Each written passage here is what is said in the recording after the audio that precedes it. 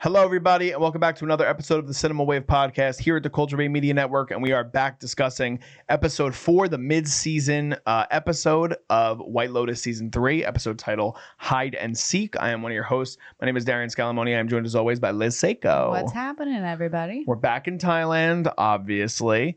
And this was, in my opinion, the best episode of the season so far. What do you think? I don't know if it was my personal favorite. There were definitely moments that I think were really good. But I can also see how some people are like ready for like bigger things to start happening because we're really built up at this point. Yeah, well, we went from last week, like we said, was the lowest episode in the history of the show. I think it was. I liked last episode. And we talked about it, I think, last episode, that it had to do with, like, the politics getting involved, I think, of why people tanked that rating. You know what's so funny? I haven't even thought about it since we talked about it. Like, I haven't thought about that scene since we talked about it. Yeah, to me, I think that some aspects were that last week was still kind of playing in that area of White Lotus where, like, you were just talking about this off camera, but, like, the build. And this episode, we get a lot of information from a lot of characters with a lot of different things. And this is where the pivot happens.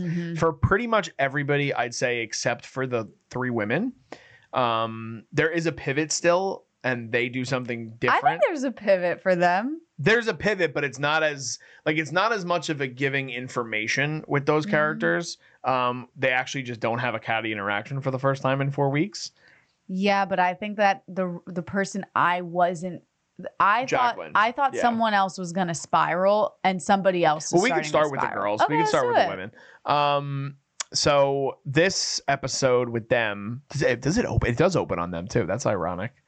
I think it opens on Jaclyn on the bed. On the bed, trying to call her like boyfriend, husband, whoever it is. I don't think we know necessarily if they're what married their romantic entanglement is, but so she is talking to him, and he's on set, and she's trying to get in touch with him. Oh yeah, and he won't get back to her because he's on set. On set. So she says. So he says. And a lot of this, what we see with Jaclyn in particular, is that she really wants to do something to let loose. She's like, we've done the yoga thing already, girls. Like, we've relaxed already. I want to like go have fun. I want to drink. She wants to party. Straight up party. And Valentine, their butler of sorts at the hotel, they go to him and they're like, we need something, Valentine. Like, we got to cancel these massages. We got to cancel this yoga.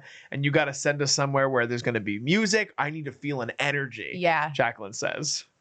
And so he sends them to a hotel off the campus of the White Lotus.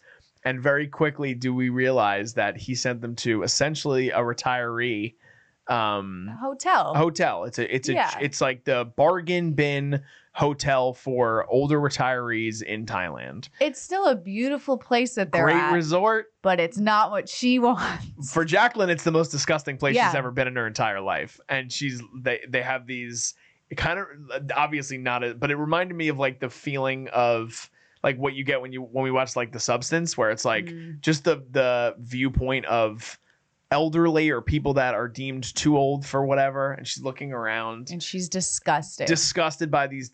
It's so awkward. There's like these 2 women, they're like, you're on TV, aren't ya? She's like, yeah, I am. And I think she's enjoying the like attention at first. In the beginning, yes. I think she is, because nobody's really fawning over her at the White Lotus because everybody there is so either wealthy or well-known too, that they're not like fawning over her. So I think being amongst these people, she's kind of like, oh yeah, I'm like the hot shit around here now. And then all of a sudden she starts looking around and she's like, oh my God. Yeah, it's almost like a mirror though too of what we saw in episode 2 when Saxon's trying to flirt and he's like, you're on TV. Yeah. She's like, yeah. And then she just like turns away. She's like, I don't need to interact with you. Yeah.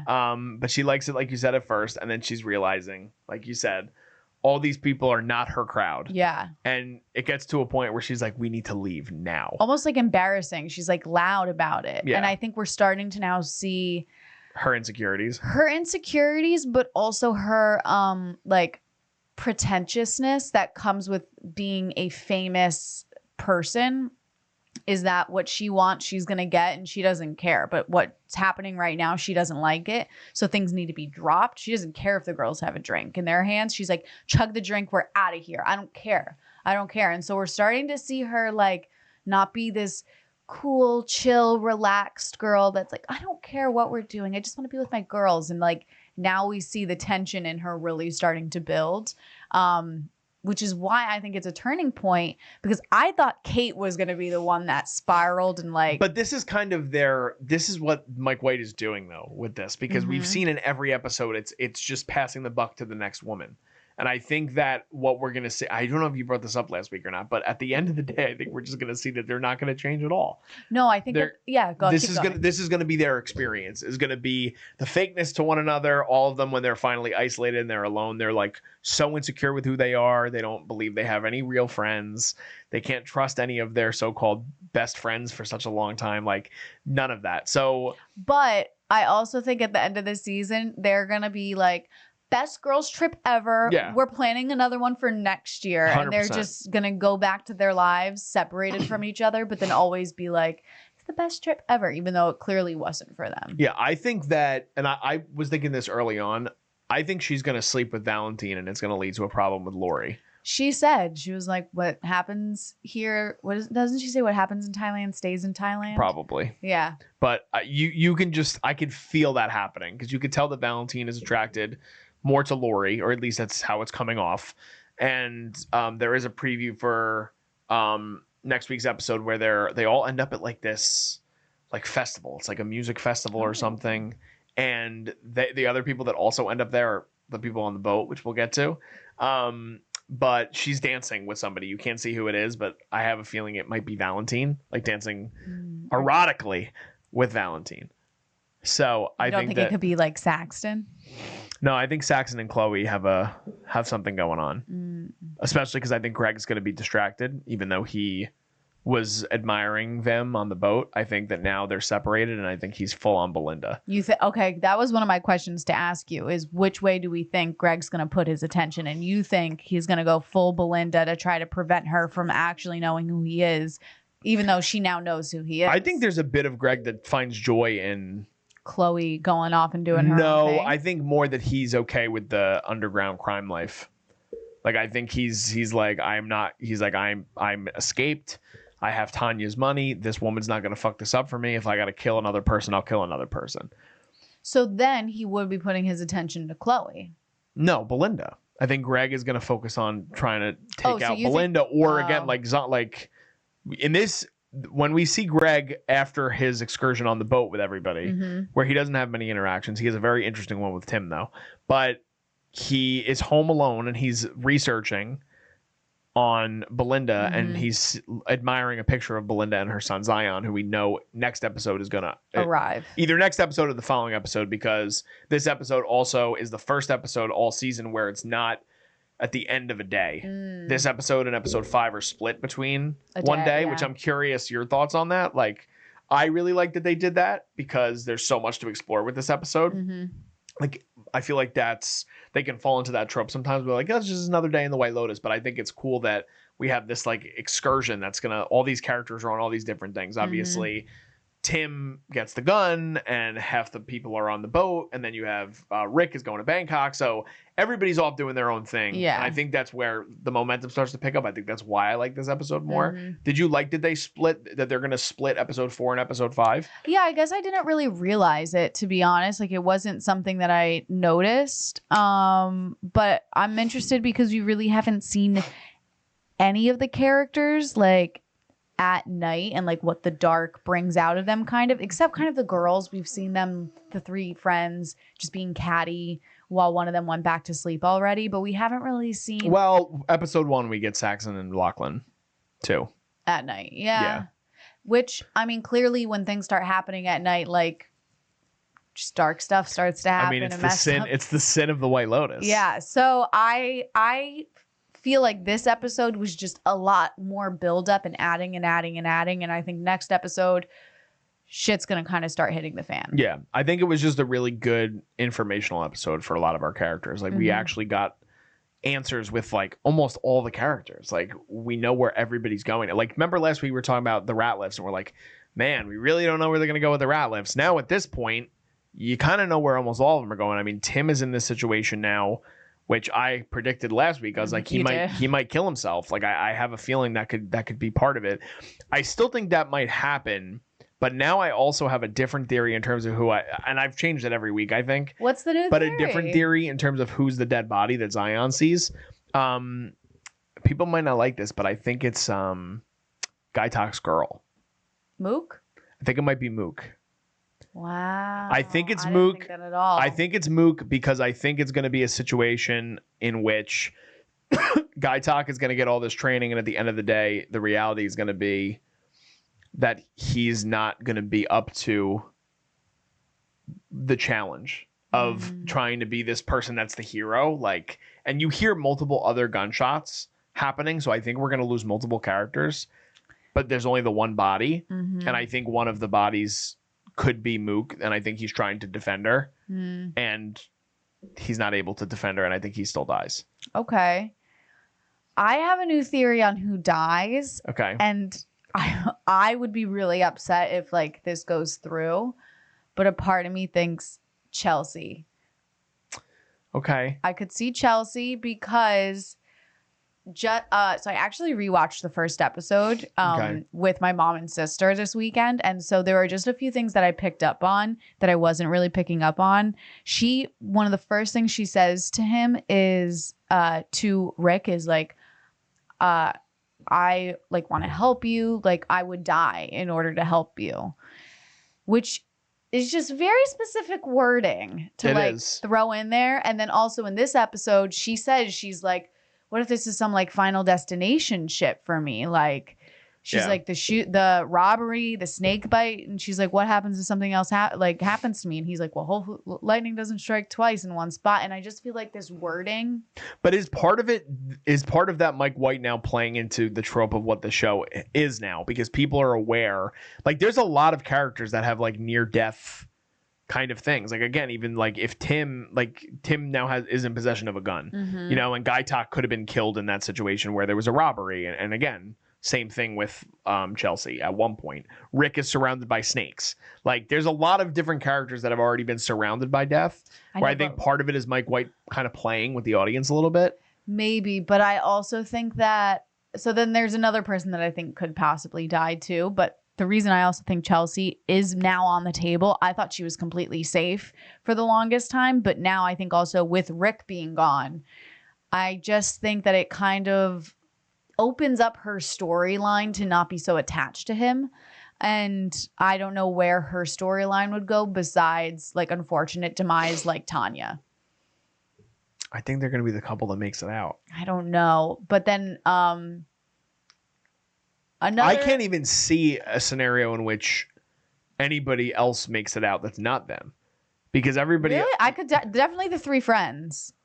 Well, I don't mean in terms of death. I just think that like again, every season there's usually someone that goes through a transformation, and I think it's going to be Rick and Chelsea, and I think it's going to be I don't think Rick is going to kill the owner of the hotel. Well, so I'm just kind of confused on Rick's timeline, though, at this point. Do we think we're getting camera to go with him to Bangkok? Like, do you think that we're going to see him in Bangkok? I think we're going to see his traveling to Bangkok. I don't know if he's going to get to because he said he's going to be gone for a few days. Yeah. And really, the shooting happens in probably what? 2 days? Maybe. I mean, we have 4 episodes left, and we know that episode 5 is going to still be the same day we're on. That's what I mean. So then what? Does he come back on like just the last episode? Or the penultimate episode? Maybe. Because next episode is one day, and then the second day could be when the meeting happens. I'm just wondering, do we actually see him in Bangkok, or is it just we stay at White Lotus and he's just gone? So there's an image in the trailer, because I rewatched the trailer again recently too, where he's wearing like a white suit, and you could see in the background, very blurry, but it looks like somebody that could potentially be the hotel owner based on the pictures. So I still think there's room for him to do something else after he gets back. Yeah. Man, Chelsea dying would suck. No, I know. That would suck. He killed Tanya, the heart of the whole show. He really doesn't care. Gave her 2 seasons though. I know. I don't think it's going to be Chelsea. I don't know. It's just there's a lot of foreshadowing. I mean, there's also a crazy foreshadowing too with the therapist, because it opens up on the therapist with Zion, and the therapist has that interaction with Rick in the beginning of this episode where she's like, "You're not a goner." And it could just kind of deal with the dread of Rick just never having his way no matter what. Like, it could play into that where it's like, oh, Rick finally does the right thing and doesn't kill this person that murdered his father. That's and then the route that I think he's going. But then it's like he finally did the right thing, but then he also left his girlfriend. And then what happens if he comes back and then she was killed? Well, I think you don't even think he'll be there for when she dies. A part of me thinks he's not going to be there for the shooting. No, I think because we're going to see aftermath of the shooting. Like, it's not just going to be the ending. Like, I think the shooting. Part of the shooting could also be him being the hero. That's true. There's a lot of gunshots, Liz. I know. In the first episode, there's a lot of gunshots. Don't forget the monkey theory too. We could shut up with the monkeys and the machine guns, Liz. Crazy. No, but I think there's a scenario in which we can see that happen. We can, like, again, maybe Chelsea. That would be the scenario in which I'd be like, maybe they're not together, like, or they're just like not together in the present of when the shooting happens. And then he comes to her rescue. Maybe because she's already said twice too, like she wants to be there for him, and she's like, I want to comfort you, and she's like, you weren't there for me. Yeah. So like, I could see that happening. I know. Part of me hopes that he just is like, you know what? Fuck Bangkok. I think Walton Goggins. I think Walton Goggins is our hero, man. He's the it boy of this season. So I think Chelsea's just in kind of like sus water right now, just from a few things that are being said. The other person that is now on my radar more of who potentially could be shot is the poor like manager who wants to sing, Fabian. He wants to perform. He just like means well, but like he's just there. He's our least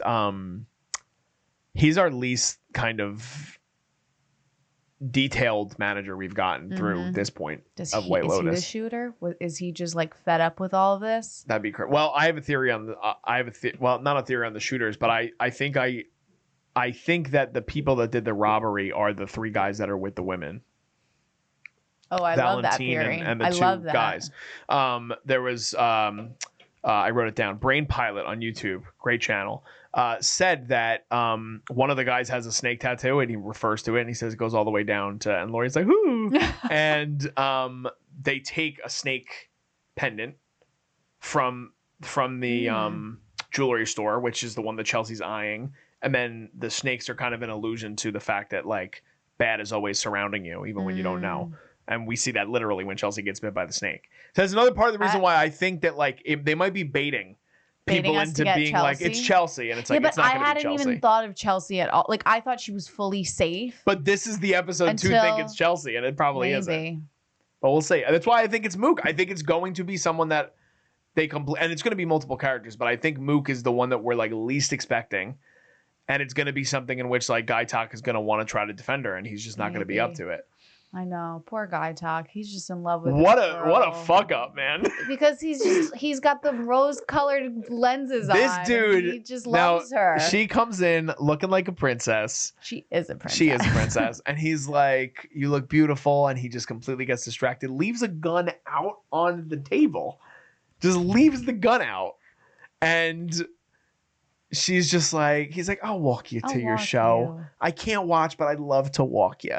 And then he comes back and the gun's gone. Yeah. And we know that Tim has it. So there's so much in this episode. Like, I feel like there's so much to break down because every character has something. Yeah. I want to talk about the family a little bit more because we haven't really gotten into them. You want to go into the Tim and Piper? The pills are popping this episode. Pills are popping. The fact that he's not dead already is kind of nuts. Yeah, the fact that he like never would take anything and now is just taking multiple at a time while drinking alcohol and is just beyond stress. He might have a heart attack in this show too. Like, they may go that route. This woman is going to spiral. She's going to spiral if she starts detoxing and doesn't have her pills and wakes up and has like a pan. Also, you know she's going to need them when she finds out that her husband is probably going to prison and they're losing everything. We might lose like half the cast this season. I'm thinking like, what if she has like a heart attack when she finds out about him and Piper in like the same setting? She might. Another theory that I have is so many theories. Tim might just be like, well, if she's staying. We're all staying. We're staying in Thailand. I think he's gonna say. I think that's a great idea, honey. I think this is a great place to be. I'm gonna stay with you. I love it here. I've been enjoying it. You guys should come. We should all move here. Mm-hmm. I think that's going to be a thing. I do too. Yeah, I because they opened that conversation between him and Greg already of just like, which is you either come to Thailand to find something or to hide, right? You either come hiding from something or seeking something. Mm-hmm. And he goes, "What are you here for?" And what does he say? He's like, "No, I just." What does Tim say or Greg? Greg. He says neither, right? He says just for enjoyment, and then he goes, "What are you doing? Hiding or seeking?" Yeah, and then Tim's just like, "I'm just here on vacation with my family." Yep, it's a great interaction, and it's the title of the episode, Hide and Seek. Like it's, and this is Tim's episode, which is that's maybe part of the reason I like it because I was so you're waiting for him. I was pissed last week. I was like, we're not getting anything with this character, and he's a great actor. Jason Isaacs is great. So like not expected for White Lotus, but then like when he's in it, you're like, oh my god, it's a perfect choice. And he does the spiraling act really well. Yeah. He really does. So it's going to be kind of crazy to see. He literally says out loud, he goes, I would rather die than go to prison. I'm not going to fucking prison. I would rather die. So he's either not going to prison or he's dying. He's either staying in Thailand or he's dying. His wife is convinced that he's a Boy Scout. A Boy Scout, as she says. So I'm ready for her. I'm ready for the unveiling of what's happening with Tim's life to his wife. That scene I really can't wait for because she's so unpredictable as a character that you don't know, is she going to spiral? Is she going to grab the gun at some point? Like, who knows what she's going to do? She's also coming off of drugs that she's clearly been on for like a long time. What if Saxon finds out because he's with people that have access to their phones? I know. Like Chloe, I think you keep bringing that up. Chloe's right? not a resort member. Chloe's not a resort member. I feel like it's going to be something where I don't think he's going to reveal it to his wife. I don't think he's going to tell her. No. I don't think he has the heart to do it. I think that's part of the reason that they put that scene with Piper in too, where Piper's like, Dad, thanks for bringing us here. Like, this means a lot to me. And he like has a really sentimental moment, obviously crying. drunk. Yeah. But like, he's like touching her face and is like, he's looking at her like she's a child, like she's a child. And I don't know if he's going to have the heart to tell anybody. So you think Saxton finds out? I think there's a chance that we could see something where Saxton finds out, or maybe it's Lachlan. I don't know. But it's a possibility. I don't know. I don't know either. I'm excited. Should we keep go? Belinda and Greg. Obviously, Belinda doesn't have much to do this episode. Well, she finds out that Tanya died. She does. She finds that out. Your girl, Liz. Tanya's she knows. Gone. She was like, I gotta do some Googling over here. She knows his name's not Gary. Yep. That's gonna be something that's boiling up in the background too. Well, because now it really is just an laying dangerous thing, because Greg is the most dangerous person now at this point. Yes, there's other people that are flailing, but we've seen him in his past just be a con man. And so we know that in order to protect himself, he'll do whatever he needs to do. So, but also, like, Belinda's not stupid. Like, I think that she knows what's up, and she's probably like, I'm going to stay far away from that guy. Yeah. Because if Tanya's already dead, she's like, how is she going to help? Yeah. I think she's the safest out of everybody, ironically, even though she's in the most danger. Because I think I said this in the premiere, but like the way that Zion reacted.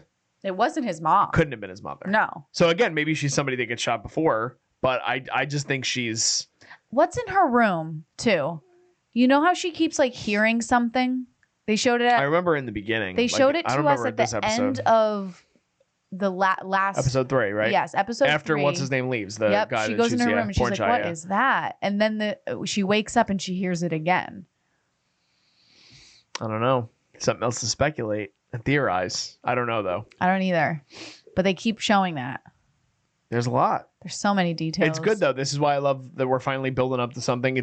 I think it's the perfect mid-season episode. Yeah. It has you really contemplate. It's like, this is the most angsty we've been for the next episode. It ends on a cliffhanger in the perfect way, and that's part of the reason I liked that they did the 1 day episode, because you're like, oh man, we didn't even get to the night yet. The night's when shit's about to go down.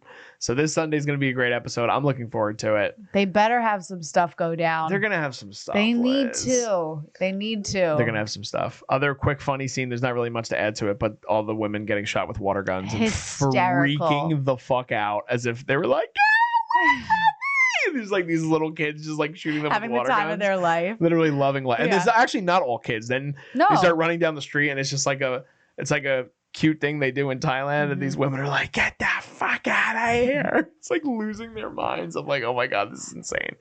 So we're loving the White Lotus. We love it. Let us know in the comments, what are your guys' thoughts on episode 4 of season 3 of the show, the HBO anthology series. Give this video a like if you guys can, and subscribe to us here at the Culture Wave Media Network. We're covering tons of things. We're also covering the final episodes of season 2 of Severance currently.